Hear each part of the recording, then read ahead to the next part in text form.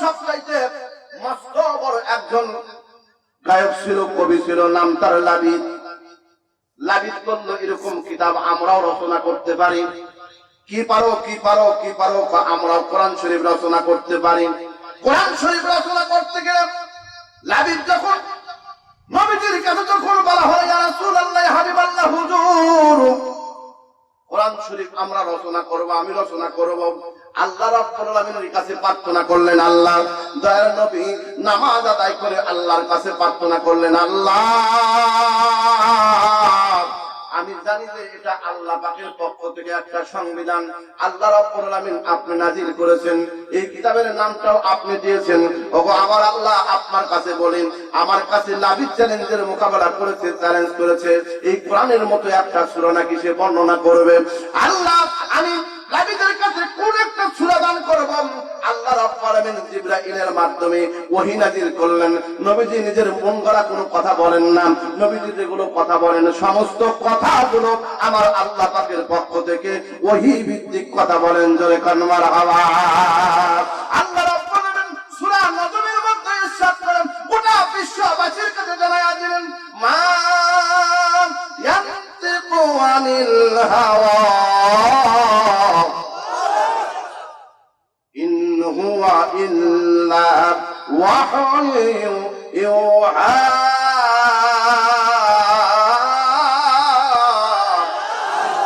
মুহাম্মদ হরগিজ না গুপ্তার, মুহাম্মদ হরগিজ না গুপ্তার, তানা গুপ্তার জিবরাইল, জিবরাইল হরগিজ না গুপ্তার, তানা গুপ্তার রব্বুল জালিল। আমার নবীজি নিজের পবিত্র দিয়ে কোনো কথা বলেন না, আমার নবীজি যেগুলো কথা বলেন সমস্ত কথাগুলো আমার আল্লাহ রাব্বুল আলামিনের পক্ষ থেকে ওহী ভিত্তিক কথা বলেন। ভাইজান এবার একবার আপনারা চিন্তা করেন, আমার নবীজিকে জানাইলেন, ও আমার নবীজি, আপনাকে আমি আল্লাহ পাক জানাইয়া দিলাম, আমার নবী যদি গোটা বিশ্ববাসীর কাছে চ্যালেঞ্জের মোকাবেলা করলাম, আমার নবী যদি নিজের পবিত্র দিয়ে কোনো কথা বলতো, আল্লাহ আমি আল্লাহ পাক যেটা বলি নাই, আমার নবী এটা যদি বলতো যে আল্লাহ এটা বলেছেন, আমার নবীজিকেও আমি ছাড় দিতাম না।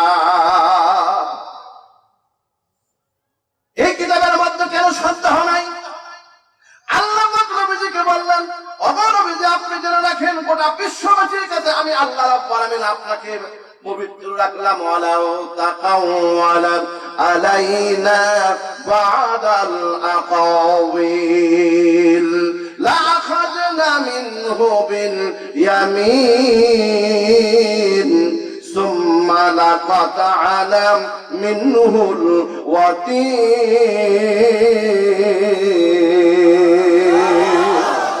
দুই হাত তুলে কোরআন শরীফের এক একটা আয়াত শুনবে, এক একটা আয়াত শুনবে 10টি করে নেকি হবে। জোরে কোন কয়টি করে হবে? আর একটু জোরে বলেন, কয়টি করে হবে? ভাইজান আজকে এই মাহফিলের যে সম্মানিত আমন্ত্রিত অতিথি জানি তিনি ব্যস্ত মানুষ, কিন্তু তারপরও মাহফিলে আসার পরে ভাইজান চুপ করে বসে মাহফিল শুনতেছে, এটাও তার জন্য নেকি হচ্ছে। মাহফিলটা ছোট বন্ধুরি তারাও দেখতেছে, প্রধান অতিথি আসার পরে, আমন্ত্রিত অতিথি আসার পরে চুপ করে বসে শুনে, তার মানে তারাও কোরআন শুনে, তারাও কোরআন শরীফের তাবেদারি করে। কথা বলা যাবে ঠিক না? যে কোরআন শরীফের তাবেদারি করবেন, যে কোরআনের পক্ষে আসবেন, আল্লাহ তাকে বলেন ফামান তাবিয়া হুদায়া, বলুন বলুন, ফামান তাবিয়া হুদায়া ফালা খাউফুন আলাইহিম ওয়ালা হুম ইয়াহজানুন।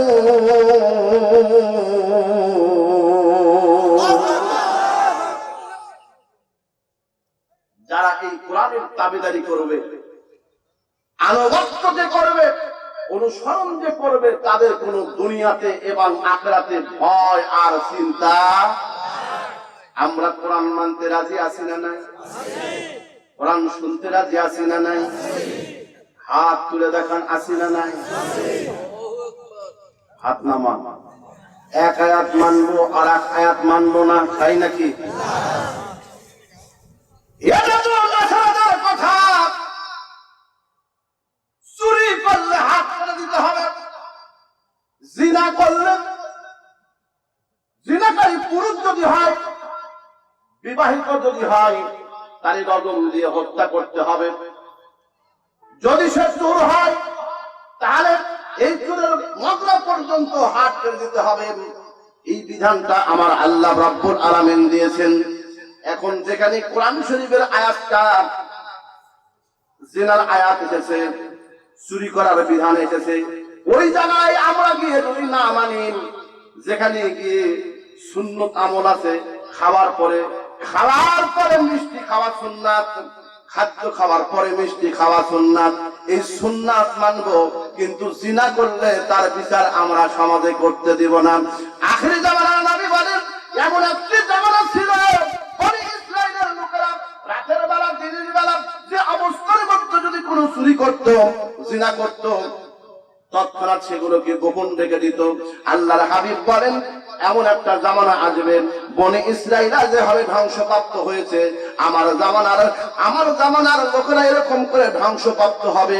চেয়ারম্যান সাহেবের ছেলে যদি বিচার করে, যদি জিনা করে অথবা চুরি করে, তাহলে রাতের বেলায় এগুলোকে বড় লোকের ছেলে হওয়ার কারণে রাতের বেলা কানের পানি কান দিয়ে বের করে দিবে, বিচার কার্য সুষ্ঠুভাবে করবে না। আর লোকদের বলবে এই কথা যেন কেউ যেন না জানে, কেউ যেন না জানে, কেউ যেন না জানে। কথা দেখা গরিব মানুষ যদি হয়, ভ্যান চালক যদি হয়, এই ভ্যান চালক গরিব যদি মানুষ যদি হয়, তাহলে সকালবেলা চারদিক দিয়ে ঢাক গুলো বাজায়া বাজায়া বলবেন অমুক গ্রামের মধ্যে অমুক ব্যক্তি, সে ব্যক্তি অন্যায় করেছে, চুরি করেছে। এই চুরি করার জন্য তার জন্য দুপুরের সময় বিচার কার্য করা হবে। একজন এসে বলবে তাকে 5টা বেত্রাঘাত মারো, আর একজন কয় তার লাঠি মারো, আর একজন তারে কয় কুবায় তার জীবন হত্যা করো। এরকম করে বলবেন।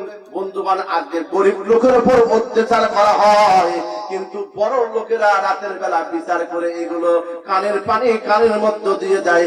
আল্লাহ পাক ডাকতে পারে তুমি যতই গোপন করতে চাও, গোপন কথা তাড়াতাড়ি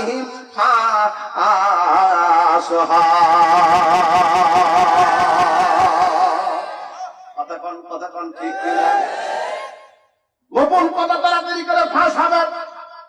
কেন ফাঁস হবে? ভাইজান, যতই আপনি গোপন করতে চাবেন না কেন, অন্যায় আমি যতই করতে থাকেন না কেন, একজন মানুষকে হত্যা করে মাটির মধ্যে যদি পুঁতে রাখা হয়, তাকে যদি বন্ধুগণ গর্ত করে পুঁতে রাখা হয়, দেখবেন এমন একদিন আসবে, এমন এক সময় আসবে, ওই গর্তের মধ্য থেকে ওই ব্যক্তি পুলিশের মাধ্যমে অথবা যৌথ বাহিনীর মাধ্যমে অথবা প্রশাসনের মাধ্যমে একদিন না একদিন বুঝবেন যে ওই হত্যাকারীকে আমার আল্লাহ রাব্বুল আলামিন মিথ্যা কখনো চাপা রাখা যায়? কথা বলেন, চাপা রাখা যায়? সত্য কখনো ঢেকে রাখা যায় না। আল হালালু বাইয়িনুন ওয়াল হারামু বাইয়িনুন। ভাইজান, এই জন্য বলতে চাই, আল্লাহ ওহী নাযিল করে কোরআন শরীফের সংবিধান গোটা জাতির কাছে জানায়া দিলেন। লাবিদ বলল আল্লাহ, নবীজির কাছে বললেন নবী গো আমাকে একটা মুআল্লাকা দেওয়া হোক। আল্লাহ রাব্বুল আলামিন ওহী নাযিল করে নবীকে জানাইলেন, নবী গো আপনি কোরআন শরীফের সর্ব ছোট্ট একটা সূরা আপনাকে দিলাম। ইন্না বলুন ইন্না আ'তাইনাকাল কাউসার, এই সূরা দেওয়া হলো আর মুআল্লাকার মধ্যে বলে দেওয়া হলো ওগো লাবিদ রে, এর আগে কি হবে আর পরে কি হবে আমার কাছে লিখে আনা হোক। আমার বন্ধুগণ 1 সপ্তাহ সময় দেওয়া হলো, 15 দিন 15 দিন দেওয়া হলো। আল্লাহ রাব্বুল আলামিন যখন চ্যালেঞ্জ করেছেন, আমার আল্লাহ রাব্বুল আলামিন আল্লাহর হাবিব যখন লাবিদকে সময় দিয়ে দিলেন, 1 মাস 2 মাস কয়েক মাস পার হয়ে যায়। লাবিদ চিন্তা করে হায় রে হায়, এটার আগে কি হবে আর পরে কি হবে এটা আমার তৌফিক নাই, এটা আমি লিখতে পারবো না। লাবিদ এত বড় কবি ছিল। সূরা ফিল যখন নাযিল হলো, আলাম তারা কাইফা ফাআলা রাব্বুকা বিআসহাবিল ফিল। ভাইজান তাফসীর দেখলাম, এত বড় কবি হওয়ার পরে সে লিখলো আল ফিল ওয়াল ফিল ওয়ামা আদরাকা মাল ফিল জাম্বুত তাবিল খুরুতুন আযীম।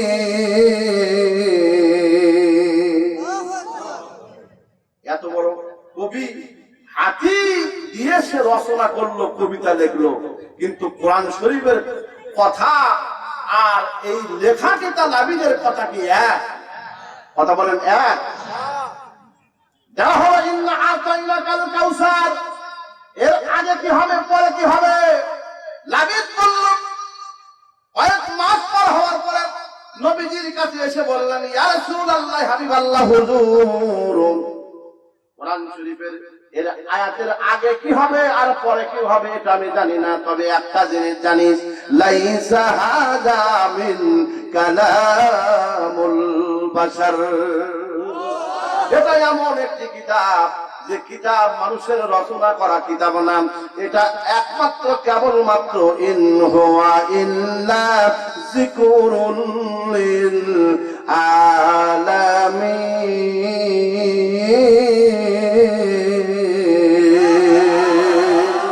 দুই হাত তুলে বলেন আল্লাহু আকবার। এটা একমাত্র কেবলমাত্র আমার আল্লাহ রাব্বুল আলামিনের পক্ষ থেকে জিকির, আমার আল্লাহ রাব্বুল আলামিনের পক্ষ থেকে সংবিধান। সুতরাং এই কিতাবের মধ্যে কোনো সন্দেহ নাই, জোরে বলেন ঠিক কিনা?